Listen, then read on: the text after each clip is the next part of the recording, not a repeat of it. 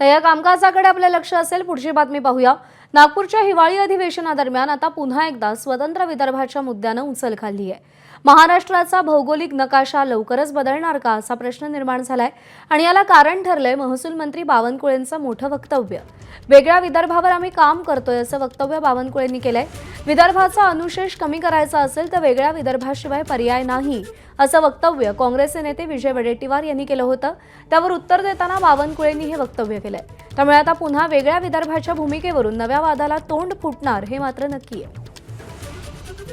वेगळ्या विदर्भाचा पर्याय यासाठीच आम्हाला हवं आहे की सामाजिक समीकरणं जी आहेत आत्ताची त्यामध्ये विदर्भामध्ये ओबीसी, दलित, आदिवासी, अल्पसंख्याक यांचं प्राबल्य राहिलं आहे। तर सत्तेमध्ये फार कमी संधी या लोकांना मिळालेली आहे आणि जोपर्यंत सत्तेत सहभागी होत नाहीत, अधिकार प्राप्त होत नाहीत, त्या भागाला आपण न्याय देऊ शकत नाही।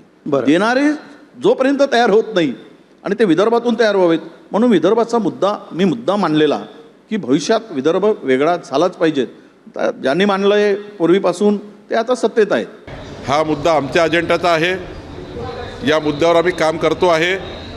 हा मुद्दा भाजपच्या अजेंड्यातून बाहेर गेला नाही आहे आणि आम्ही या ठिकाणी वेगळ्या विदर्भाच्या बाजूनेच त्या ठिकाणी पहिल्यापासून काम करतो आणि देवेंद्र फडणवीसजीसुद्धा माननीय मुख्यमंत्रीसुद्धा कधीही वेगळ्या विदर्भाच्या बाजूनेच त्यांनी या ठिकाणी आतापर्यंत भूमिका ठेवलेली आहे।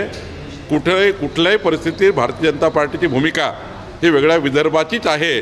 त्यामुळं आत्ता घाबरलेले नेते घाबरलेले पक्ष हे आता काहीतरी या जमिनीत विदर्भाच्या जमिनीत काहीतरी आता उगवायला मिळेल म्हणून तो मुद्दा ते काढतात आहे। एबीपी माझा, उघडा डोळे बघा नीट।